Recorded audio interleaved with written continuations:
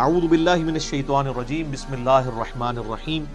قالوا سبحانک لا علم لنا الا ما علمتنا، انہوں نے کہا اے اللہ تو ہر عیب سے پاک ہے، ہمیں تو علم نہیں ہے مگر وہی جو تو نے ہمیں سکھایا۔ اب میرا معصومانہ سوال ہے کہ حضرت جبرائیل کو چیزوں کے نام نہیں آتے تو اولیاء اللہ جو آپ نے بنائے ہوئے ہیں وہ کہتے ہیں دل کے حال جانتے ہیں، ان کی کیا اوقات ہے؟ حضرت جبرائیل تو صرف فرشتے نہیں ہیں، فرشتوں کے پیغمبر ہیں، عام انسانوں سے تو افضل ہیں، تو وہ حضرت آدم کے دل کا حال جان لیتے نا، آدم کو تو سکھا دیے تھے نا، آدم کے تو دل میں وہ نام آ گئے تھے نا، تو جو دل کا حال پڑھ لیتے ہیں تو وہ کہتے ہیں یا اللہ ابھی پڑھ کے بتا دیتے ہیں۔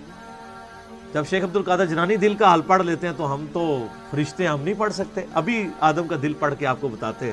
کہ آپ نے کیا کچھ سکھایا آپ کو، سب کچھ کہانی ہے۔ قرآن کے ہر صفحے پہ اتنی بڑی بڑی چپیڑیں ہیں سب کانٹیننٹ انڈیا، پاکستان اور بنگلہ دیش کی فرسودہ نظریات کے اوپر، اس لیے انہوں نے ایسے بالکل صحیح ٹوٹکہ آپ کو بتایا کہ قرآن پڑھنا نہیں ہے، اس کے سوا چارہ ہی کوئی نہیں ان کے پاس، یہ رسک لے بھی نہیں سکتے، ترجمے بھی صرف برکت کے لیے کیے ہیں۔ میں آپ کو صحیح بتا رہا ہوں، آپ بہار شریعت کھول کے دیکھیں، فقہ حنفی کا انسائکلوپیڈیا ہے نا اردو زبان کے اندر، مفتی امجد علی صاحب نے لکھا ہے، اعلیٰ حضرت احمد صاحب ریلوی صاحب کے خلیفہ ہیں، تو جب نماز کا چیپٹر شروع ہے نا، وہ ہر چیپٹر سے پہلے نا جو ٹاپک ڈسکس کرتے ہیں نا اس پہ احادیث لے کے آتے ہیں۔ طہارت کا چیپٹر ہوگا تو بخاری مسلم سے احادیث لے کے آئیں گے، وضو کے اوپر، غسل کے اوپر، ان ساری چیزوں کے اوپر۔ اسی طریقے سے حج کا چیپٹر آئے گا، احادیث لے کے آئیں گے۔ نماز کا جب چیپٹر آیا نا تو اس پہ بھی حدیثیں لے کے آئے، لیکن حدیثیں کون سی کہ نماز پڑھنے سے گناہ معاف ہو جاتے ہیں، پتوں کی طرح جھڑ جاتے ہیں۔ اب آگے نماز کا طریقہ بھی تو لکھنا چاہیے تھا نا ان کو، تو وہ حدیثیں چھوڑ دی، باقی جتنی بخاری مسلم حدیثیں تھیں ساری ایک جگہ جمع کر دی، لیکن ضمیر تو ملامت کرتا ہے نا، تو اینڈ پہ جا کے لکھا کہ یہ احادیث ہم صرف برکت کے لیے لکھ رہے ہیں، رہا ان احادیث کی روشنی میں نماز کا طریقہ اخذ کرنا تو وہ ہمارا کام ہی نہیں، ہمارے بزرگوں نے